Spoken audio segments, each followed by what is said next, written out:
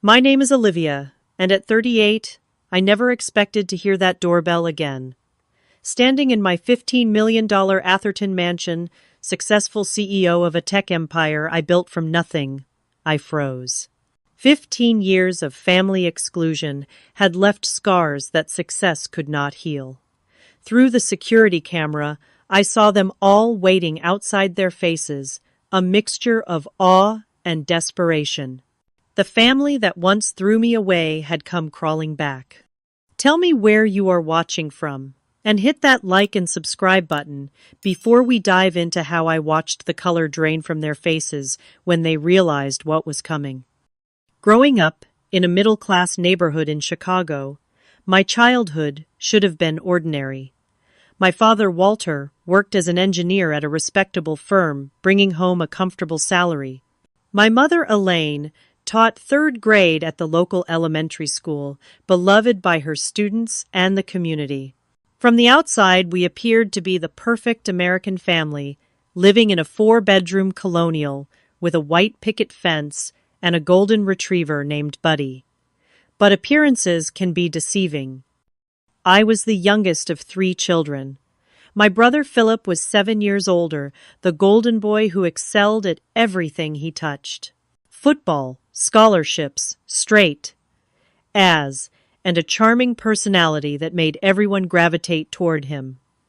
My sister Sophia, 5 years my senior, was the beauty of the family with her perfect blonde curls and dazzling smile. She was a talented pianist and the captain of the debate team. And then there was me, the afterthought. From my earliest memories, I felt the difference in how I was treated. While my siblings received praise and attention for their achievements, mine were met with indifference or criticism. When I brought home straight, as my mother would merely nod and say, "That is what we expect." When Philip or Sophia brought home the same grades, there would be celebrations and special dinners. "Why can you not be more like your sister?" my mother would ask when I struggled with piano lessons.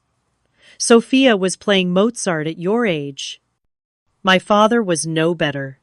He attended every single one of Philip's football games, cheering from the stands and boasting to his colleagues about his son's athletic prowess.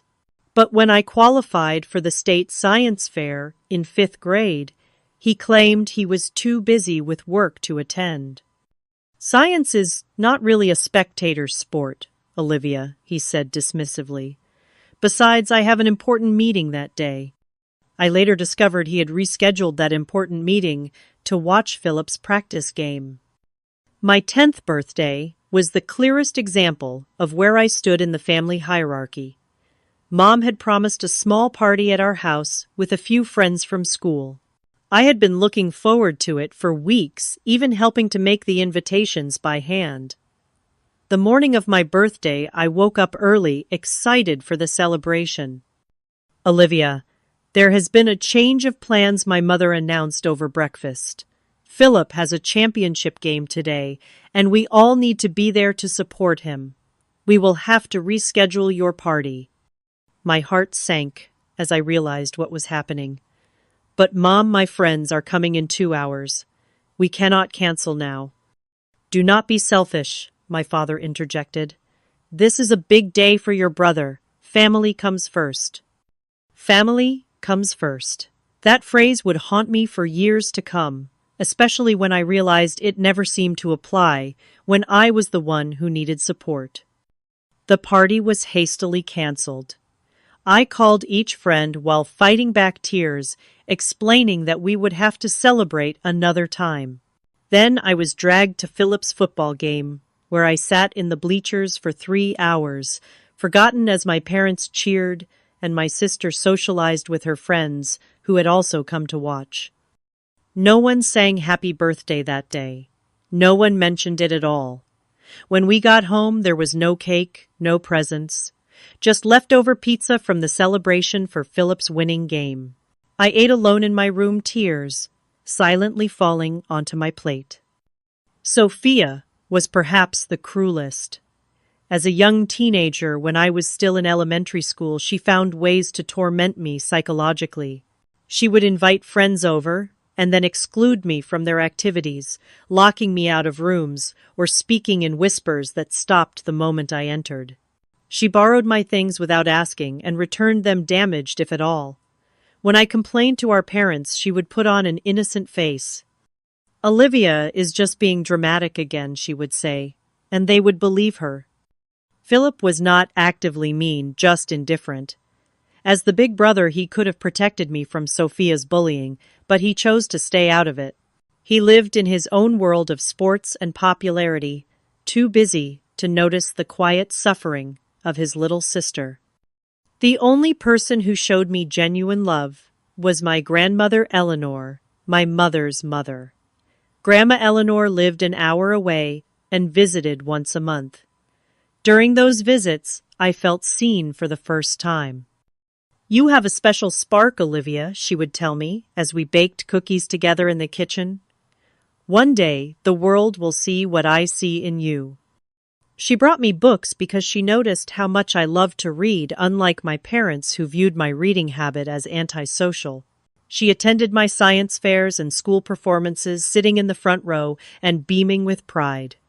With Grandma Eleanor, I did not have to compete for attention or love. It was freely given. In school, I excelled academically. My teachers praised my intelligence and creativity, but at home, these accomplishments were minimized. "Book smarts will only get you so far in life," my father would say when I showed him my report card. "You need to develop social skills like your sister if you want to succeed." I tried to join clubs and activities to win their approval. I signed up for debate team like Sophia, but when I advanced to regionals, my parents were too busy to attend. I tried out for soccer, hoping my father might show the same enthusiasm he did for Philip's sports. But when I made the team, he merely commented that girls' sports were not as competitive as boys'. By the time I reached high school, I had resigned myself to being invisible in my own family. I focused on my studies, knowing that education was my ticket to freedom. I worked part-time at the local library, saving every dollar for college. I applied for scholarships in secret, determined to forge my own path. When acceptance letters came from top universities, including Yale and Stanford, my parents seemed surprised, as if they had never considered that I might be capable of such achievements. Their reaction was tepid at best. "Those schools are very expensive," was my father's first comment, "and very far from home." I detected a note of relief in his voice at the thought of my leaving. It confirmed what I had always suspected. I was an obligation, not a beloved daughter. My heart broke a little more that day, but it also strengthened my resolve to build a life where I would be valued. Little did I know then that the worst betrayal was yet to come, and that the true nature of my place in the family would be revealed in the cruelest way possible. The pivotal moment that shattered any remaining illusions about my family came when I was 23. I had graduated from Stanford with honors, earning a computer science degree with a specialization in cybersecurity. I had secured a job at a tech startup in San Francisco, my first step toward independence. I was starting to believe that maybe, just maybe, I could finally earn my family's respect through my achievements.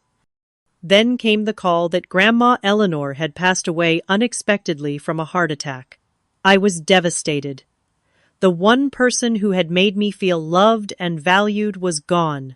I flew back to Chicago immediately for the funeral, my heart heavy with grief. The funeral was a somber affair with relatives I barely knew, offering condolences and sharing memories of my grandmother. Throughout the service, I sat alone in the front row while my parents, Philip and Sophia, huddled together, presenting a united front of family grief. No one thought to check if I was okay, despite knowing how close I had been to Grandma Eleanor.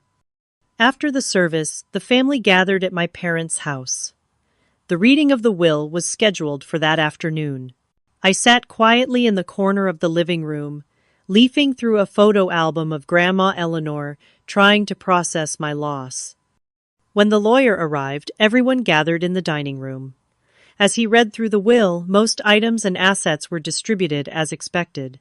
Grandma Eleanor's house went to my mother, her car to Philip, and her jewelry collection to Sophia. Then came the surprise.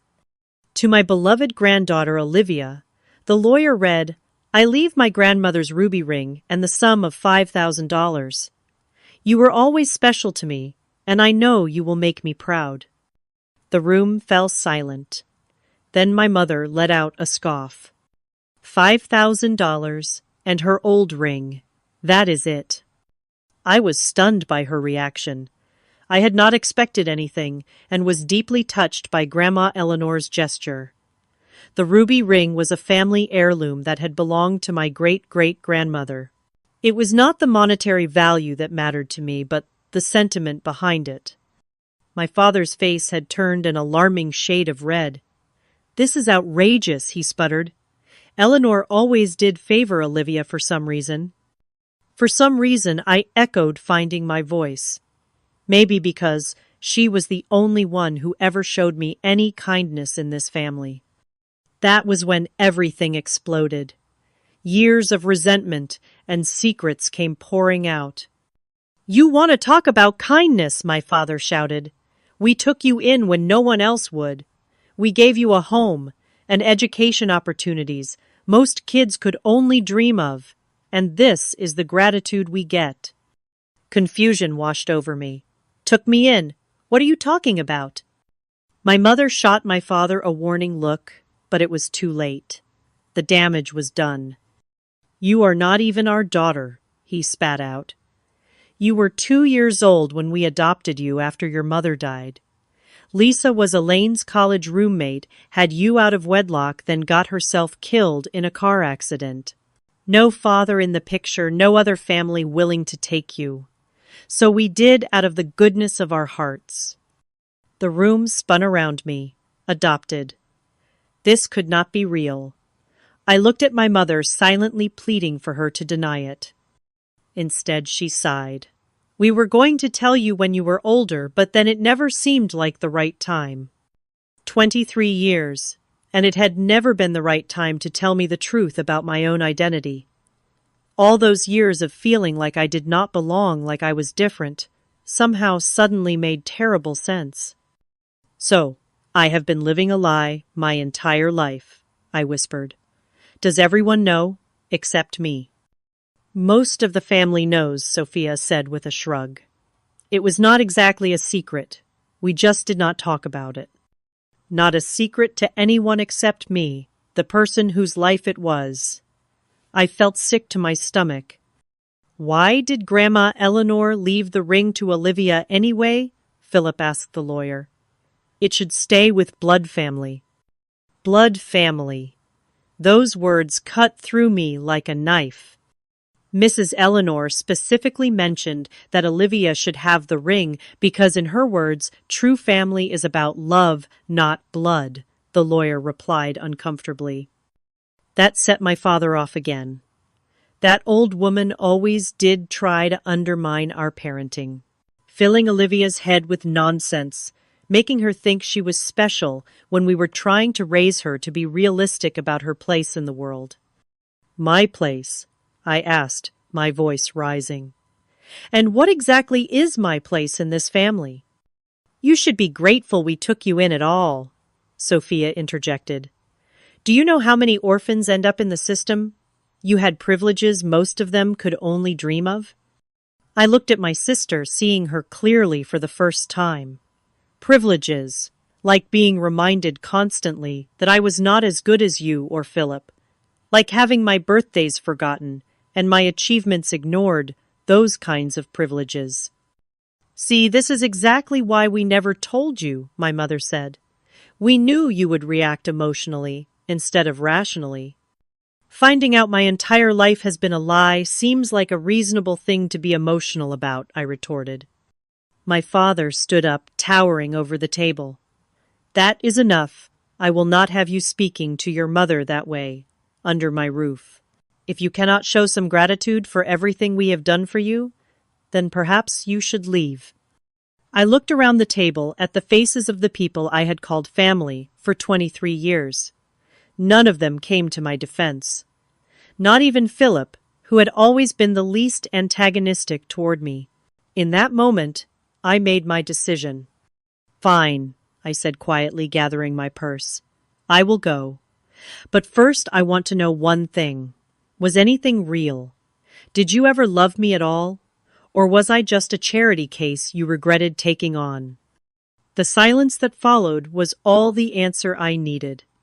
I walked out of that house and never looked back. The exclusion from family life became official after that day. I was not invited to Thanksgiving that year, or Christmas, or any family gathering that followed. I saw photos on social media of family reunions, holiday celebrations, and milestone events, all without me.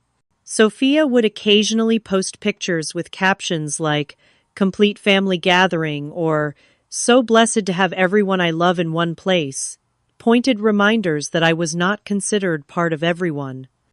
There were emails from my father, cold and formal, asking me not to contact them and to respect the family's privacy, as if I were some stranger who might harass them, not someone who had lived as their daughter for over 2 decades.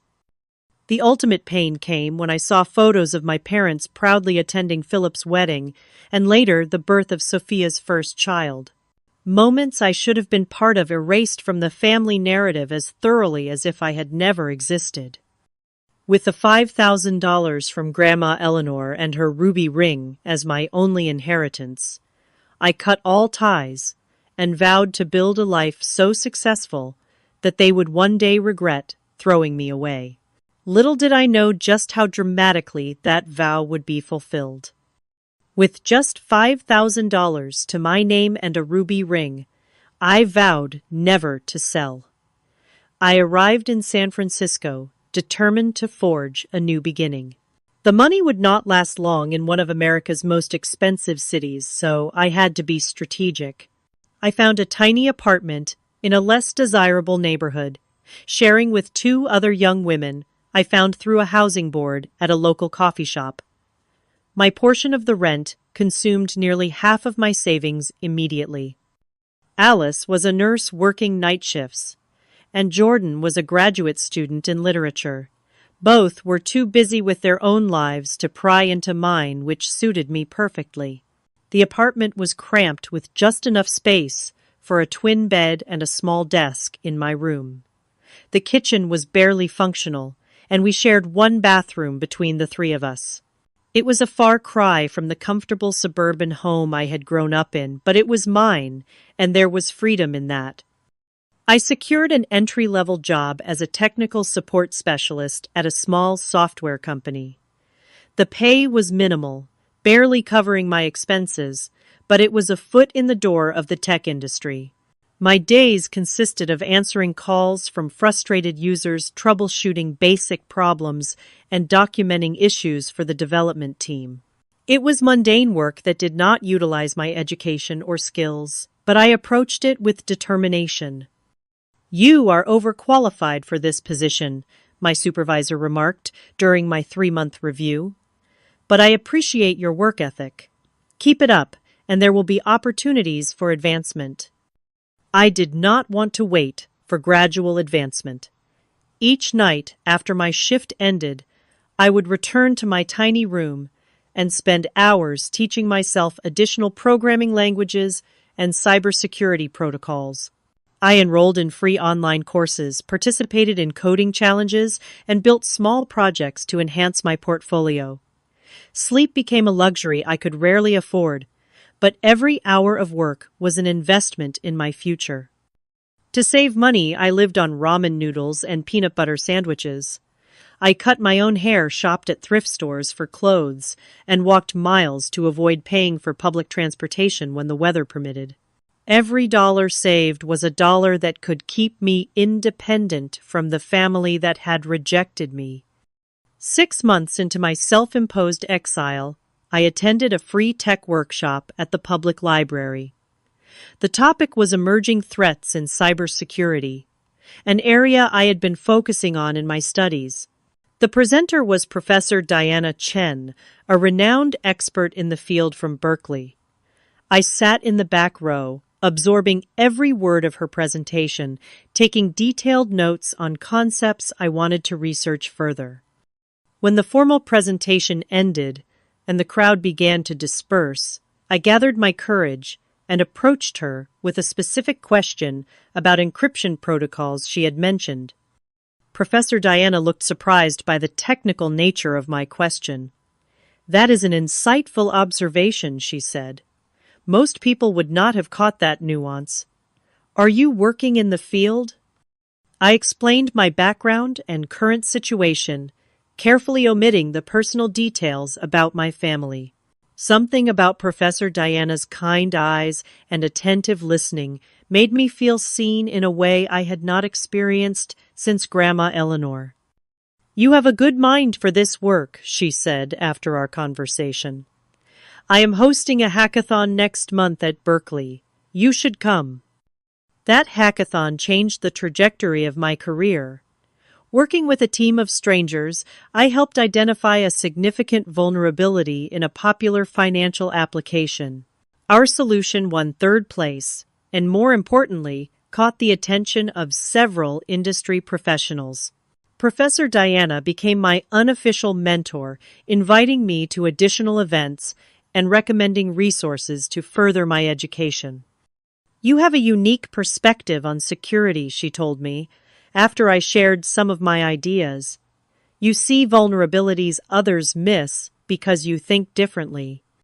Under her guidance, I began developing a concept for a new approach to data protection, one that focused on behavioral patterns rather than traditional password systems. The idea had potential, but turning it into a viable product would require resources I did not have. "You should consider seeking investors," Professor Diana suggested. "This concept could revolutionize personal data security." The world of venture capital and startup funding was completely foreign to me. I spent weeks researching, preparing a business plan, and practicing my pitch. Professor Diana introduced me to a few of her contacts, but the responses were lukewarm at best. "The concept is interesting, but you have no track record. Come back when you have a working prototype. We typically invest in founders with more experience." Rejection after rejection piled up. 27 investors turned me down, each dismissal, echoing the rejections I had faced from my family. But unlike then, I refused to accept that I was not good enough. To sustain myself financially while pursuing my vision, I took a second job, bartending, at a popular tech hangout spot. The irony was not lost on me that I was serving drinks to successful entrepreneurs whose ranks I was desperate to join. The late-night shifts were exhausting after full days at my tech support job, but they provided additional income and unexpectedly networking opportunities. One night, a customer named Travis left a generous tip after we had a brief conversation about the future of digital privacy. He returned the following week and asked more questions about my background and ideas. After several such conversations, he revealed that he was an angel investor specializing in cybersecurity startups.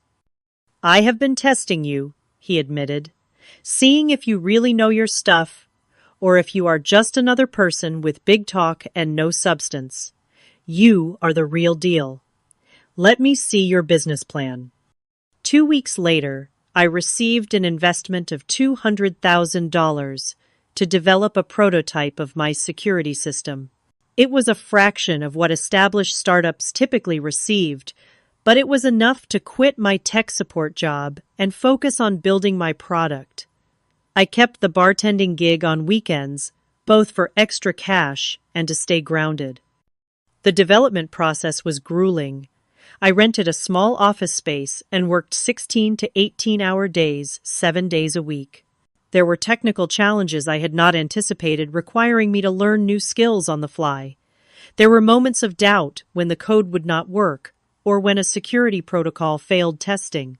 During those dark moments, I would hold Grandma Eleanor's ruby ring and remember her words, "You have a special spark, Olivia." The loneliness was perhaps the most difficult aspect. While I had acquaintances like Professor Diana and my roommates, I had no close friends, no one to celebrate small victories with or to provide comfort during setbacks. I had built walls around myself after the betrayal by my family, afraid to let anyone close enough to hurt me again. There were nights I cried myself to sleep, exhausted and overwhelmed. Nights when I questioned if I was on a fool's errand, trying to prove my worth to people who had made it clear they did not care.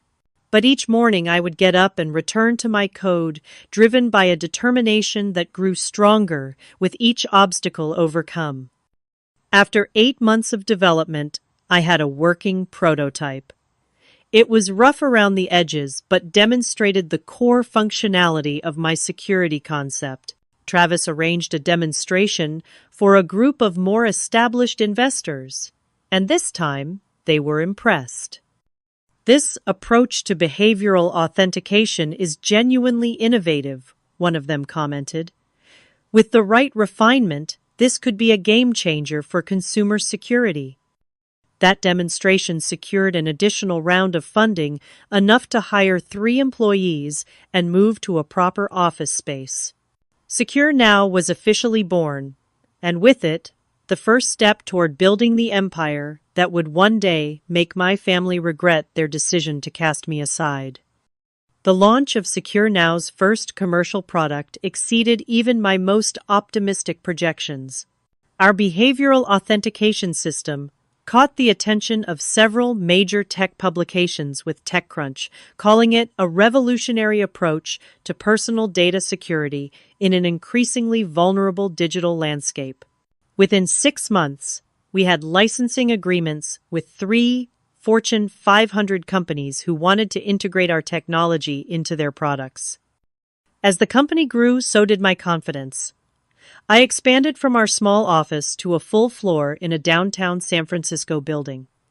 My team of 3 grew to 15, then 30, then over 100 employees within 2 years.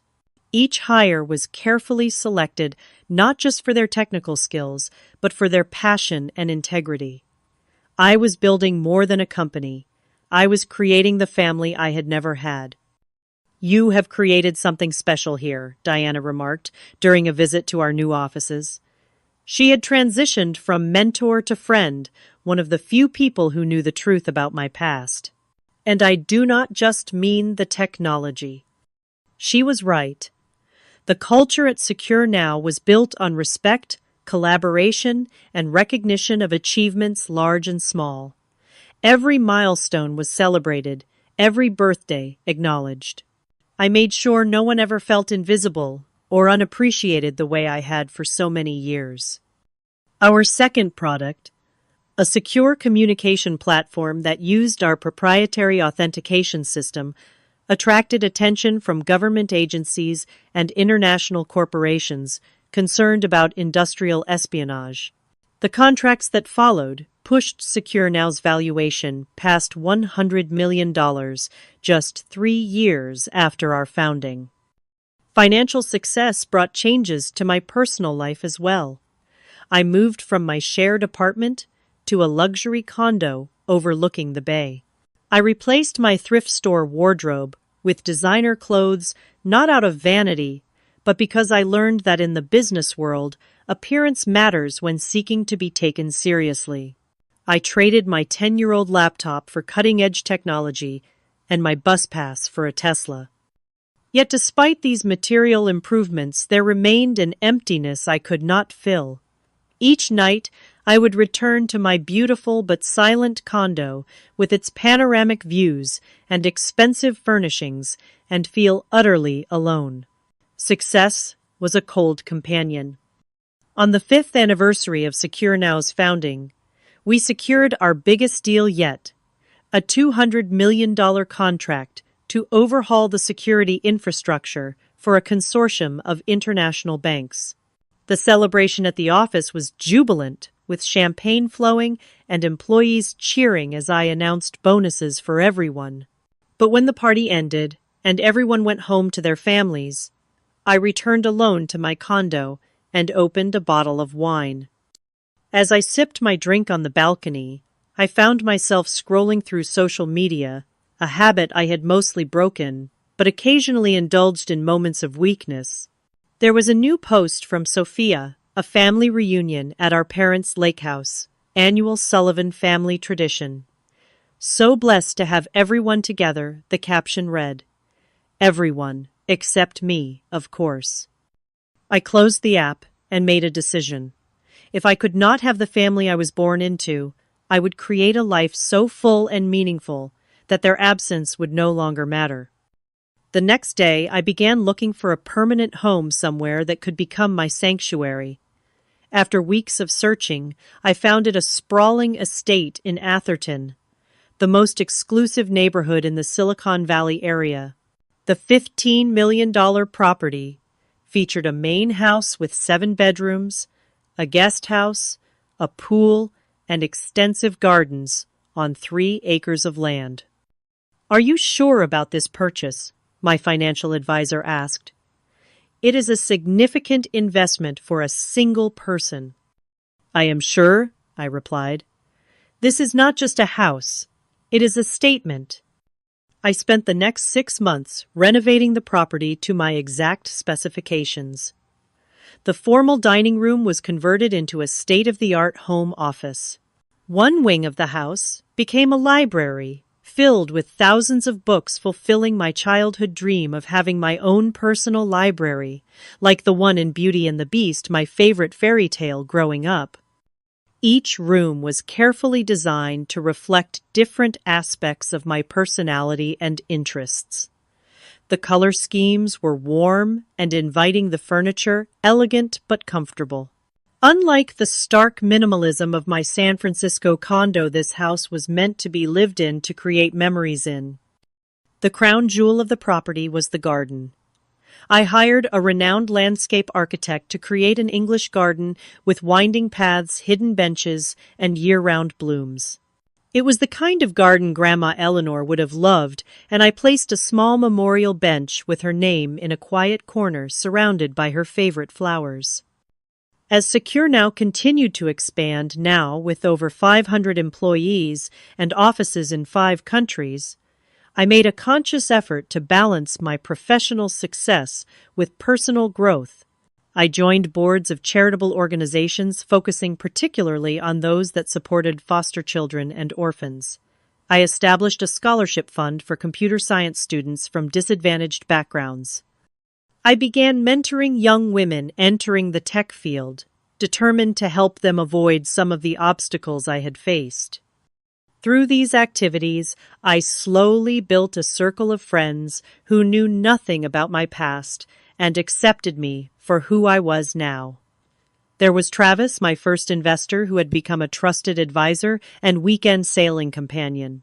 Diana, of course, remained a constant presence now, bringing her husband and children to regular dinners at my home. Jordan, my former roommate, had finished her PhD and now taught literature at Stanford. We met monthly for coffee and book discussions. There was also my executive team, Layla, my brilliant chief technology officer, Marcus, the chief financial officer, whose careful stewardship had helped grow our company's value, and Derek, our chief operating officer, whose organizational skills kept everything running smoothly. They had started as employees, but had become something more over the years, people I trusted and respected. This carefully constructed family of choice helped fill some of the emptiness, but there were still moments when the past would creep in. Late at night, I would sometimes find myself looking through an old photo album I had kept from my childhood, one of the few possessions I had taken when I left my parents' house. The smiling faces in those photos seemed to belong to strangers, now people I once thought loved me, but had proven otherwise. 10 years after founding Secure Now, I took the company public. The IPO was wildly successful, making me a billionaire overnight, at least on paper. My face appeared on the cover of business magazines with headlines like, Security Queen: How Olivia Sullivan Built a Tech Empire from Nothing. If my biological family saw these articles, they never reached out. Their silence was both a relief and a lingering wound. On the 15th anniversary of the day I had been cast out of my family, I hosted a charity gala at my Atherton estate. The event raised over $10 million for foster care organizations, a cause that had become deeply personal to me. As I stood addressing the crowd of Silicon Valley elites, politicians, and celebrities who had paid thousands of dollars for the privilege of attending, I could not help but reflect on the journey that had brought me here. From a confused and hurt young woman with just $5,000 and a ruby ring to my name, I had transformed into one of the most powerful women in tech. The mansion around me, the respect of my peers, the impact of my charitable work, all served as testimony to what I had achieved despite, or perhaps because of being discarded by those who should have loved me most. Yet for all my success, there remained a small, wounded part of me that still wondered why I had never been enough for them. That part was about to get an unexpected answer when the very next day, my security system alerted me to visitors at my gate. It was a quiet Sunday morning, the kind I cherished after busy weeks of meetings and business travel. I was enjoying a cup of coffee on my terrace, still in my silk pajamas, watching hummingbirds flit around the feeders I had installed throughout the garden. The tranquility was shattered by the chime of my security system, indicating visitors at the front gate. Annoyed at the unexpected interruption, I picked up my tablet to check the security camera. What I saw made my coffee cup slip from my fingers and shatter on the stone floor. There they were, standing at my gate like ghosts from a past life. My father Walter, now in his 70s, his once dark hair completely gray, his tall frame slightly stooped with age. My mother Elaine beside him, her face more lined than I remembered, but still wearing the same pearl necklace she had worn for as long as I could recall. Philip stood slightly behind them, heavier, now his former athletic build softened by middle age. And Sophia, still immaculately dressed and groomed, her blonde hair now expertly highlighted to hide any graying, with 2 children clutching her hands, a boy who looked about 10 and a girl of perhaps 8. 15 years. 15 years of silence, of exclusion, of pretending I did not exist, and now they were here, standing at the entrance to the life I had built without them. My first instinct was to ignore them, to let them wait at the gate until they gave up and left. But curiosity won out. What could possibly have brought them here? After all this time, what could they want from me now? With trembling hands, I pressed the intercom button. "Can I help you?" I asked, my voice carefully neutral. "Olivia! It is Mom and Dad," my mother's voice crackled through the speaker, "and Philip and Sophia. We were hoping we could talk to you." Talk to me, after 15 years of silence. I should have said no. I should have told them to leave and never come back. But some deeply buried part of me, that little girl who had always longed for her family's approval, made me press the button to open the gate. I rushed to my bedroom to change, pulling on jeans and a simple blouse, running a brush through my hair. I did not want to look like I had made an effort for them, but neither did I want to appear as though their arrival had caught me off guard. By the time the doorbell rang, I had composed myself, at least outwardly. I opened the front door with what I hoped was an expression of mild interest rather than the emotional turmoil raging inside me. The 5 of them stood on my doorstep, looking up at the grand facade of my home with poorly concealed awe. "Olivia," my mother said, stepping forward with arms outstretched as if to embrace me, "you look wonderful." I stepped back slightly, avoiding the hug. Thank you, I replied coolly. This is unexpected. We have been trying to find the right time to reach out, my father said, his voice softer than I remembered.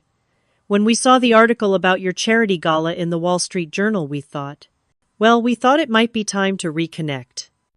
The Wall Street Journal. Of course. They had not come because they missed me or regretted their actions. They had come because they had seen evidence of my wealth and success in a national publication. Please come in, I said, my hospitality on autopilot, even as my mind processed this revelation. I led them through the grand foyer, with its marble floors and sweeping staircase, into the main living room, where floor-to-ceiling windows overlooked the gardens and pool.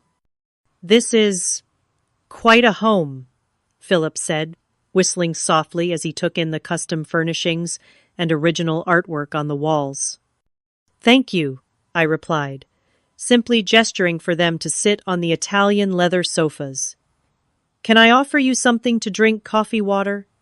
Coffee would be lovely, my mother said, perching on the edge of the sofa, as if afraid to fully commit to sitting in my home.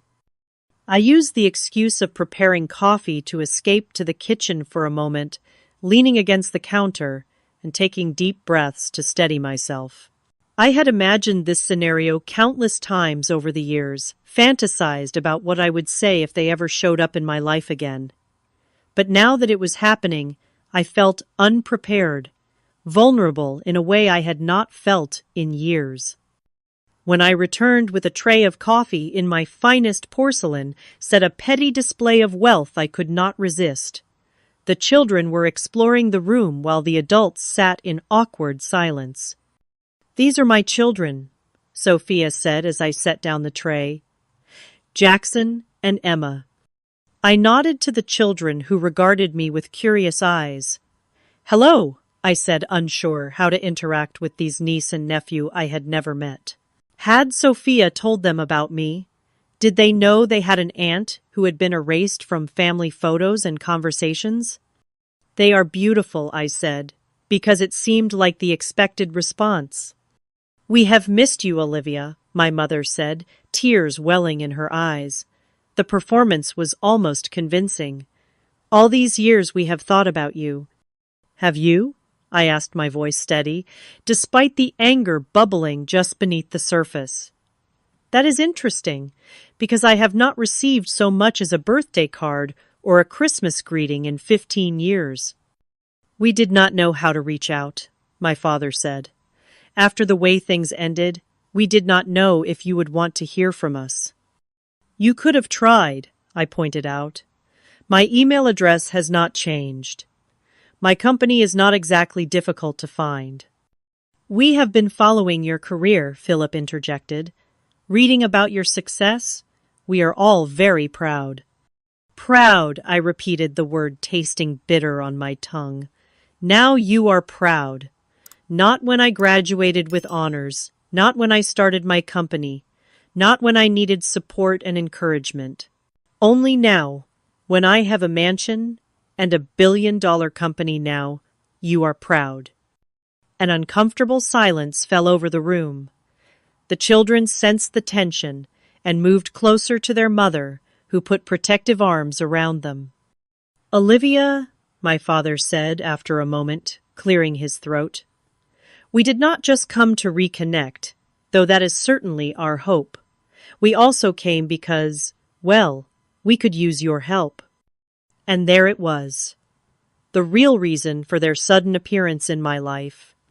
What kind of help, I asked, already knowing the answer. Financial help, my father admitted, having the grace to look embarrassed. My company went bankrupt last year. The economic downturn hit us hard, and at my age, finding new employment has been challenging. I lost my job in the tech sector 6 months ago, Philip added. Been freelancing, but it is not stable. And I am going through a divorce, Sophia said, her voice dropping, to ensure her children did not hear. Harold left me for his secretary classic story. The settlement is still being negotiated, and my lawyer bills are astronomical. I looked at each of them in turn. These people who had cast me out when I had nothing and had returned now that I had everything. The audacity was breathtaking. "We were thinking," my father continued, apparently mistaking my silence for consideration, "that perhaps you could help us restart the family business. A loan of about 2 million would allow us to re-establish ourselves and create something the whole family could be part of." "The whole family," I repeated. "Yes," my mother said eagerly. "You could be part of it too, of course. Though I imagine you are too busy with your own company. But you could be a silent partner, and it would help secure your niece and nephew's future." She gestured to the children, a calculated move to pull at heartstrings I was not sure I still possessed. "We would pay you back, of course," my father added, "with interest, and perhaps you could consider allocating some shares in your company to the family trust. Keep it all in the family, so to speak." The nausea I felt was overwhelming. The sheer nerve of them to walk into my home after 15 years of silence and ask not just for money, but for a piece of the company I had built entirely without their help or support. To speak of family as if it were a concept that still included me when it suited their financial needs. "I see," was all I said, my mind already formulating a response they would never forget. I rose from my seat, with deliberate calm smoothing the fabric of my jeans as I gathered my thoughts. The room felt charged with tension, my family watching me with expressions ranging from hope to thinly veiled calculation. "Please make yourselves comfortable," I said with practiced hospitality. "The coffee is imported from a small cooperative in Colombia. I visited the farms myself last year." This casual mention of international travel, of the kind of lifestyle where one could personally visit coffee producers halfway around the world, was not lost on them. My father's eyes narrowed slightly, recalculating the extent of my wealth. Sophia glanced around the room with renewed interest, as if mentally appraising the value of each piece of furniture and artwork. I excused myself briefly and returned with a leather-bound album and my laptop. Setting both on the coffee table, I resumed my seat across from them.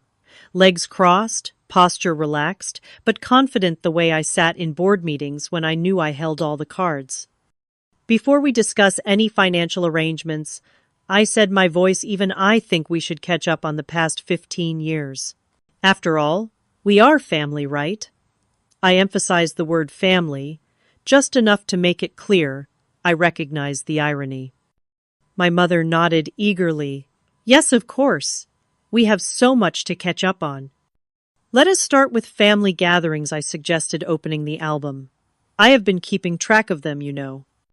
Their confused expressions turned to discomfort as I revealed the first page, a printed screenshot of a Facebook post from 15 years ago, shortly after our falling out. It showed a Thanksgiving dinner at my parents' house, the caption reading, "Grateful for family today, and always." "This was 3 months after you told me never to contact you again," I said conversationally, as if discussing the weather. "I noticed all of you were there, plus Uncle Robert and Aunt Linda and their children.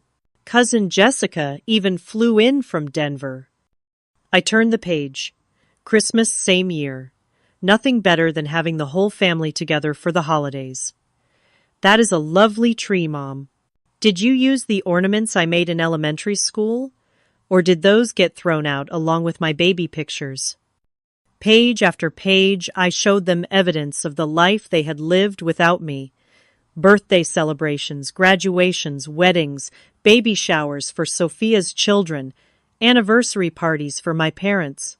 All documented on social media with captions about complete family gatherings and everyone we love in one place. "Why do you have all these?" Sophia asked, her voice strained.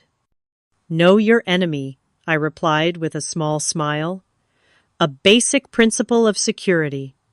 You taught me that, Dad, probably the most valuable lesson you ever gave me. Always know who you are dealing with." I closed the album and opened my laptop. Now let us move on to more recent history. I turned the screen toward them, showing an email from my father dated 12 years ago. I read it aloud, my voice steady. Olivia, I must insist that you cease any attempts to contact family members. Your mother was very upset by your Christmas card. We have moved on with our lives and expect you to respect our privacy. Walter Sullivan. I looked up at my father. That was in response to the only Christmas card I ever sent after leaving. A simple card wishing you happy holidays. No requests for reconciliation, no accusations, just a card. That was your response. He had the decency to look ashamed, staring down at his hands. And this, I continued scrolling to another email, is from Sophia to her friend Jenna, which she accidentally copied me on 3 years ago. Ugh saw another article about my sister, the tech genius. Mom was going on about it all day. As if being rich makes up for being such a freak growing up. Some people just have all the luck despite being totally socially inept. Charming Sophia. My sister's face flushed red. I did not mean. Oh, I think you did, I interrupted. But it is fine. Your opinion of me stopped mattering a long time ago. I closed the laptop and leaned forward, looking each of them in the eye, in turn. For 15 years, you have lived your lives as if I did not exist. You celebrated holidays, shared milestones, supported each other through hardships. You were a family in every sense of the word, just without me, and that was your choice. I stood and walked to the window, looking out at the garden I had created at the bench, dedicated to Grandma Eleanor, the only family member who had ever truly loved me. Now you come here to the home I built, to the life I created entirely without your help, and you talk about family as if it is something that can be picked up and put down whenever it becomes convenient or profitable. I turned back to face them. Let me be very clear. I do not need a family that only wants me when I have something to offer them. I do not need parents who only acknowledge me when I am successful. I do not need siblings who mock me behind my back, but come asking for handouts. The color had drained from my father's face. My mother was crying silently, whether from genuine remorse or frustration at the failure of their plan, I could not tell. Philip stared at the floor, and Sophia sat rigid with anger or embarrassment or both. That said, I continued my voice, softening slightly, as I looked at the children who appeared confused and uncomfortable. I do not believe in punishing children for the sins of their parents. I returned to my seat and addressed my niece and nephew directly. Jackson Emma, I am your Aunt Olivia. We have never met before today, but that is not your fault. I would like to get to know you both, if you are interested. The children looked to their mother for guidance, uncertain how to respond to this stranger claiming to be their aunt. And to that end I said, returning my gaze to the adults, I will not be giving you $2 million to restart a family business that failed once already. I will not be signing over shares of my company to a family trust. What I will do is establish education funds for Jackson and Emma to ensure they have the opportunity to attend any college they choose when the time comes. Sophia's expression was a complex mixture of relief, disappointment, and wounded pride. We do not need your charity, she began. It is not charity, I cut her off. It is an investment in the only innocent parties in this room. The funds will be managed by my financial team and will only be accessible for educational expenses.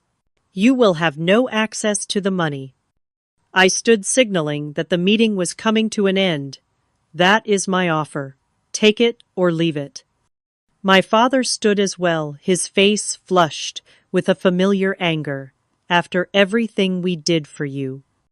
What exactly did you do for me? I asked quietly. Remind me. We gave you a home when no one else would, sputtered. We fed and clothed you, sent you to good schools.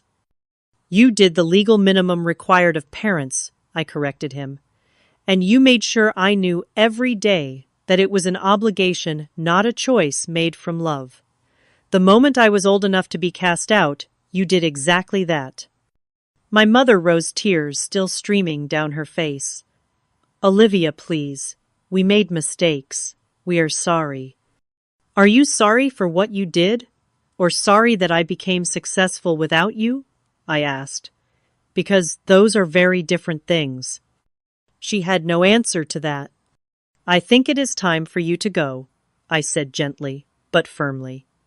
My assistant will contact you regarding the education funds for the children if you choose to accept them. Otherwise, I wish you all well in your future endeavors. I walked them to the door, maintaining my composure through sheer force of will. As they stepped outside, Sophia turned back, her expression softer than I had seen it in decades. For what it is worth, she said quietly, I am proud of what you have accomplished. I really am. Too little too late. But I nodded acknowledgement of her words. Take care of your children, Sophia, I replied. They deserve better than what we had. I closed the door on my past and leaned against it, finally allowing the tears to come. They were not tears of sadness or regret, but of release.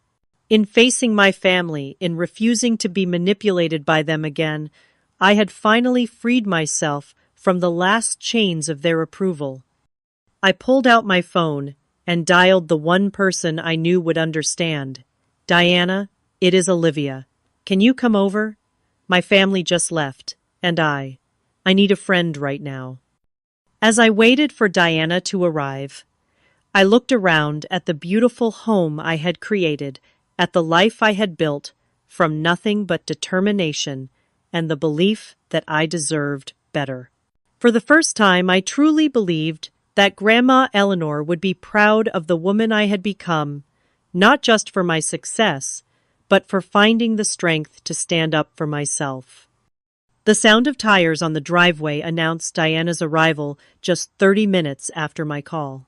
One of the things I valued most about our friendship was her unfailing reliability. When I needed her, she was there, no questions asked.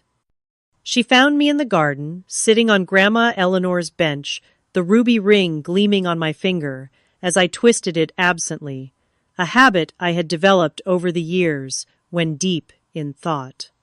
Hey, she said softly, sitting beside me. Rough day. I smiled weakly. You could say that. I recounted the entire encounter from the moment I saw them on the security camera to their final departure. Diana listened without interruption, her face reflecting my own emotions as the story unfolded. $2 million in shares in your company, she repeated when I finished. The audacity is almost impressive. That startled a laugh out of me. Right after 15 years of radio silence, they show up expecting a handout, as if all the years of exclusion and cruelty never happened. But you stood your ground, Diana said, squeezing my hand. You offered help to the children without letting the adults manipulate you. That took courage. We sat in comfortable silence for a few minutes, watching the late afternoon sun cast long shadows across the garden. The emotional upheaval of the day had left me drained, but also strangely at peace. You know what the strangest part is, I said finally. For years I fantasized about a moment like this, about them seeing my success and regretting how they treated me. But now that it has happened, it feels empty somehow. Their regret, if they even feel, it does not change anything. Diana nodded thoughtfully. Because you have realized that their approval was never the prize you thought it was. Her words resonated with a truth I had been slowly discovering over the years. Exactly. I spent so much of my life trying to earn love that should have been freely given. Building this company, this fortune part of me, was still that little girl trying to prove I was worthy of being loved. And now, Diana prompted. Now I know that was never the problem. Their inability to love me was their failure, not mine. No amount of success on my part could ever fix what was broken in them. In the days that followed, I experienced a range of emotions from residual anger to unexpected grief for the family relationships I had never truly had. But beneath it all was a growing sense of liberation, the last lingering hope that they might someday acknowledge their wrongdoing, that we might somehow become a real family, had been laid to rest. That fantasy had been holding me back in ways I had not fully recognized. A week after their visit, I made a decision that would change the course of not just my life, but potentially many others. I established the Eleanor Grace Foundation, named for my grandmother, dedicated to supporting children in the foster care system, particularly those who had been adopted and then rejected or mistreated by their adoptive families. The foundation would provide not just financial assistance for education and basic needs, but also psychological support, mentorship programs, and legal advocacy. I committed $50 million as initial funding and pledged to personally oversee its operations alongside my duties at Secure Now. During the planning stages, I reconnected with Jordan, my former roommate who now taught literature at Stanford. Over coffee, I shared my vision for the foundation and my personal connection to its mission. "I never knew," she said, visibly moved by my story. "All those years we lived together, I had no idea what you had been through." "I was good at hiding it," I admitted. "I did not want anyone's pity." "It is not pity to let people care about you, Olivia," she said gently. "It is human connection, something I think you have been denying yourself for too long." Her words stayed with me, prompting a period of deep reflection. I had built walls to protect myself from further rejection, but those same walls had kept out the genuine connections I craved. My success, my wealth, even my charitable work, none of it could substitute for authentic human relationships. True to my word, I established the education funds for Jackson and Emma. Sophia accepted them with a stiff email of thanks. It was not reconciliation, but it was a small bridge to the next generation, a chance to break the cycle of emotional neglect that had characterized my own childhood. 3 months after my family's visit, I joined a support group for adults who had experienced family estrangement. Sitting in a circle with others who had similar stories, I found a level of understanding I had not experienced before. These were people who knew firsthand the particular pain of being rejected by those who should have loved them unconditionally. "Family is not always blood," said one woman during a particularly powerful session. "Family is who loves you when you need it most." This simple statement crystallized something I had been learning gradually over the years.